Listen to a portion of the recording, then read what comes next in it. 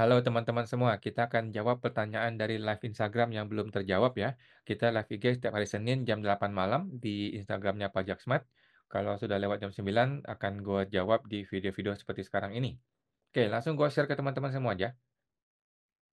Oke, jadi sebentar.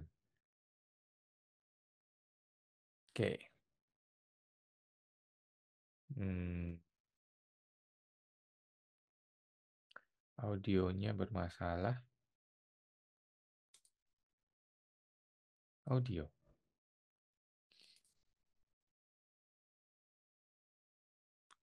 Oke,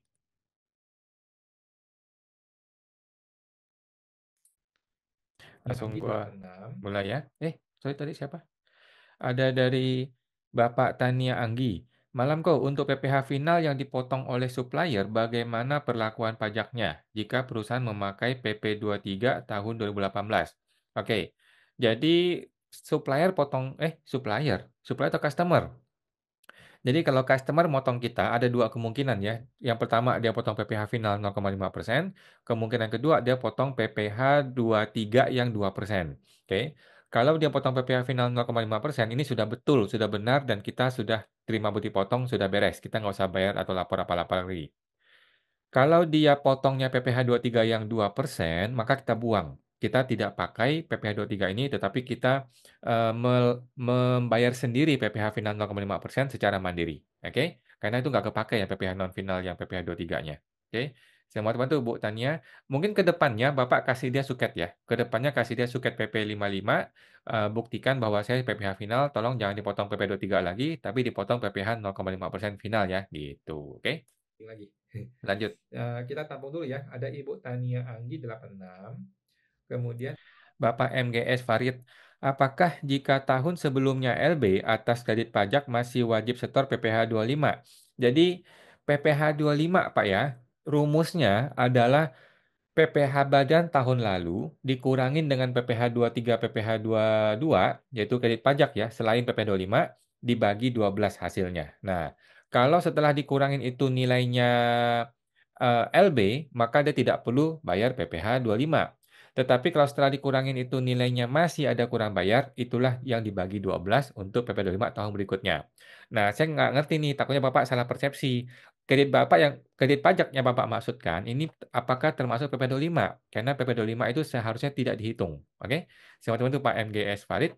ada Bapak Bapak Gregorius, makasih Pak, sama-sama. MGS Variet, ada Bapak Gregorius Kusuma, Bapak Tumorang Sieseko. Terima kasih sama-sama. Oke teman-teman ya, kita akan Oke, Pak tampung Tumorang, yang belum dijawab, akan gue makasih jawab di semuanya YouTube ya, ya. Pak Makasih Chen semuanya. Mei, Kita Ibu jumpa Chen lagi di Mei. hari Senin depan jam 8. Oke, makasih. Karena ini baru sedikit teman-teman yang gue akan lanjut ke komunitas YouTube kita ya. Jadi banyak komentar-komentar di YouTube yang belum gue jawab ya. Akan gue jawab berusaha kita di video ini ya. Langsung ke Bapak Ibu Surya Kaca. Mas Awan, laporan pajak kripto gimana yang simple? Nah, yang simple ya. Waduh, yang simple adalah nggak simple sih lapor kripto ini. Yang simple adalah yang benar ya. Yang benar adalah lapor sesuai nilai perolehan. Nah, beda perolehan maka ditulis di baris yang berbeda. Nah, ketika dijual bisa ketahuan eh, yang mana yang dijual. Nah, memang seperti itu ya. Memang tidak simpel untuk bikin laporan kripto ya. Memang tidak simpel. Memang tidak simpel sih. Memang tidak bisa simpel. Tidak bisa simpel. Sama seperti emas ya. Memang nggak bisa simpel. Kalau lu gabungin semua, nanti malah lu pusing sendiri. Kira-kira seperti itu sih ya. Memang tidak simpel. Sulit kalau mau disimpelkan ya. Oke. Bapak Kasentan. Namanya pejabat yang tidak informatif dan transparan kepada rakyat. Kasihan wajib pajak yang nggak paham. Ya, nasib kita ya. Nasib warga Wakanda. Bapak Andika. Betul itu Pak, mereka seperti preman rampok berdasi lebih tepatnya. Oke, ini mengenai apa ya? Video apa nih? Oh, saat negara gunakan hukum pajak jadi ATM mafia. Oke. Berdasarkan SE tersebut, Undang-Undang Dasar 45 dinyatakan tidak berlaku ya. Ini mengenai SE 15 ya. Memang gila itu SE itu ya. Kok bisa SE itu menganulir semua undang-undang yang ada, padahal SE itu sendiri bukan dasar hukum, memang kacau ya. Gimana mau dibuktikan? Orang di foto aja dilarang. Jangan bicara prinsip kalau disembunyikan. Mampus ya. Ya, ini mengenai Jokowi ya. Mengenai Jokowi tidak mau kasih ini ya. eh, Mengenai ijazahnya si Jokowi. Ya, gue sih terus terang sependapat dengan Jokowi ya, karena capek dong kalau kita harus membuktikan bahwa kita itu tidak bersalah, padahal orang yang menuduh lah yang seharusnya membuktikan bahwa dia itu benar gitu ya. Mati kalau kita mesti nanti kalau Jokowi kasih ijazah aslinya, apakah bakal beres ini masalah? Jawabannya belum tentu ya, karena orang-orang itu terus akan berusaha mencari-cari kesalahan kita gitu kan. Jadi biarlah orang yang mendalilkan dialah yang membuktikan ya. Kalau dia bilang ijazah gue palsu, dia mesti buktikan ijazah gue palsu ya, gitu ya. Tetapi nggak benar juga lah cara Jokowi yang melaporkan balik ke polisi ya itu nggak beres juga tuh si Jokowi itu. Bapak Arus Liyang, katanya transparansi, berani karena benar, takut karena dosa. Oke ya, di negara Konoha itu tidak ada transparansi ya. Jangan harap. Bapak Project Engineering. Lah, memang nggak punya yang asli. Ini mengenai Jokowi lagi ya. Mudah-mudahan gue salah. Tapi logika orang sehat pasti yang dituduh akan memberikan bukti. Tidak begitu, Pak ya. Kita nggak bisa pakai logika orang sehat. Kita pakai logika hukum. Karena Indonesia negara hukum, bukan negara logika ya. Di dalam prinsip hukum di Indonesia ataupun dimanapun di dunia ini, orang yang menuduh dialah yang membuktikan. Oke, contohnya KPK menuduh Bapak Erick Thohir korupsi. Contoh-contoh nih ya. Maka Bapak Erick Thohir tidak perlu bersusah payah membuktikan kalau dia tidak korupsi. Nggak perlu. Dia tidak tinggal duduk manis, duduk santai, biar KPK yang kerja, biar polisi yang kerja. Nah, begitulah. Orang yang menuduh, dia yang membuktikan. Gitu ya. Ketika gue dituduh pakai motor Ducati 1000 cc bodong tanpa surat-surat, nggak usah kelamaan. Gue akan ambil BPKB, STNK, faktur pajak impor, akte jual beli, buat gue liatin ke penuduh. Selesai kan? Lah ini gimana? Nggak begitu Pak. Sorry. Itu orang bodoh ya begitu ya. Orang bodoh. Kalau dituduh motor lu palsu, motor lu bodong, kemudian lu kasih surat-suratnya, itu orang bodoh namanya. Lu harus bertanya balik. Lu tuduh gua pakai mobil motor palsu, pakai motor bodong, buktinya apa? Tuduhan lu apa? Dalilnya, dasar hukumnya apa? Bukti-buktinya apa? Begitu, Pak.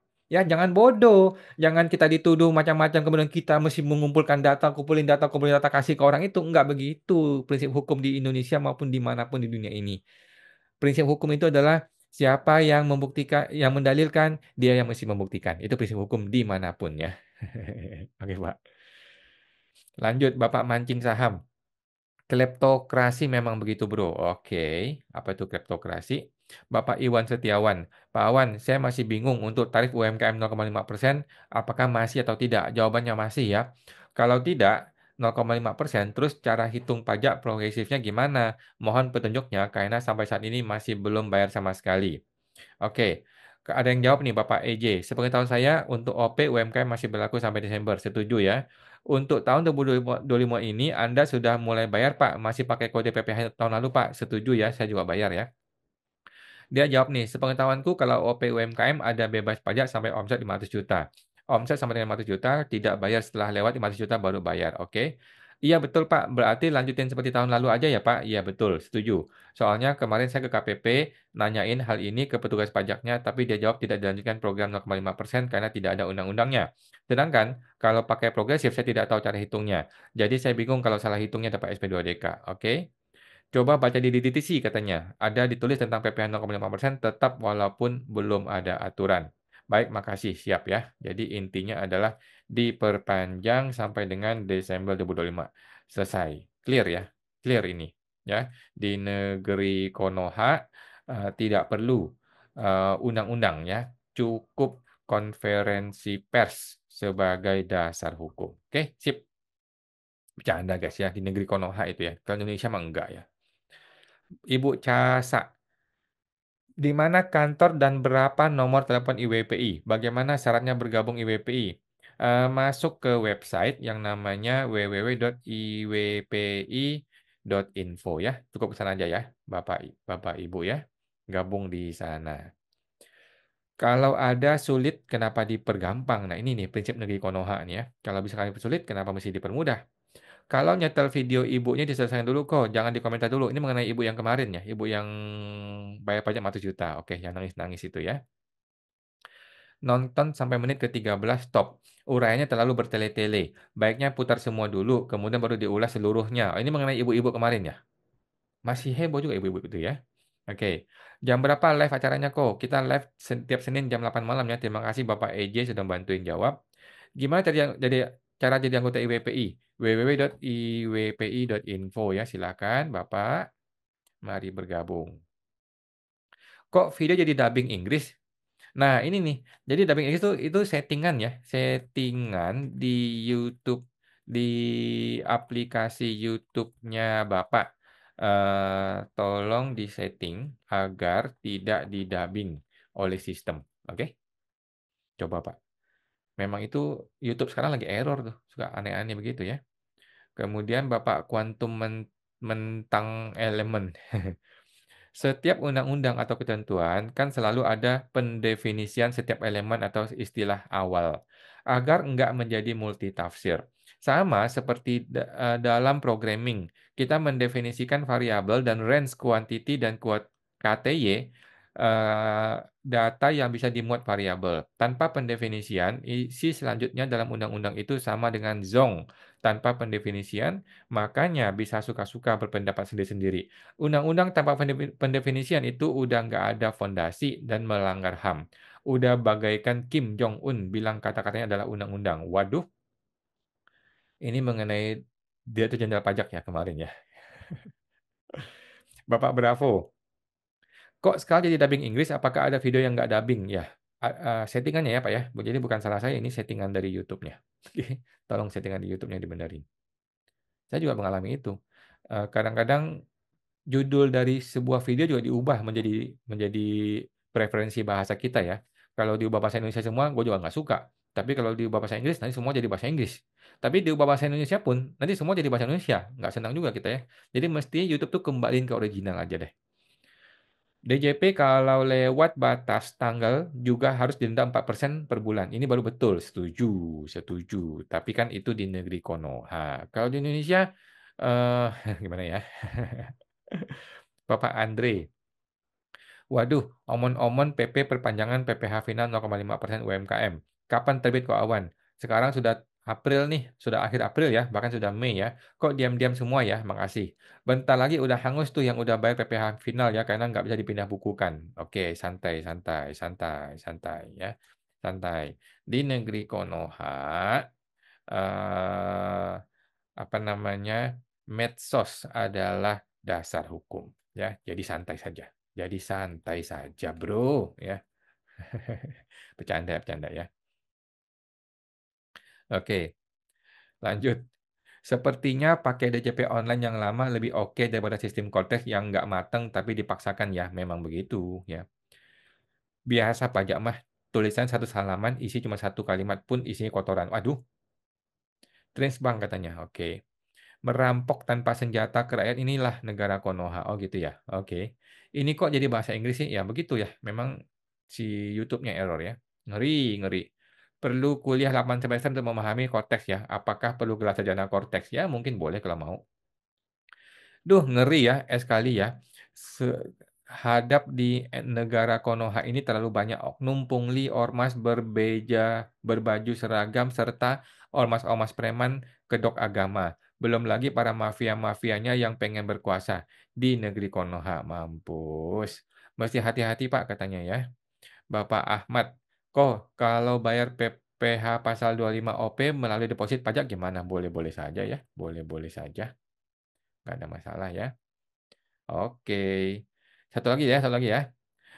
Waktu awal Cortex pajak sewa ada, tetapi waktu mau bikin lagi jadi hilang.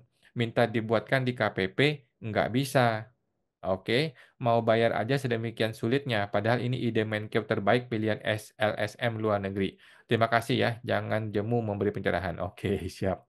Di mana kantor IWPI, Mas? Kalau boleh tahu ya, kantor IWPI di website www.iwpi.info. Oke. Oke, itu dulu ya teman-teman ya. Nanti kita akan bikin lagi video berikutnya untuk menjawab pertanyaan-pertanyaan dari teman-teman semua ya. Oke, sampai jumpa. Semoga terbantu.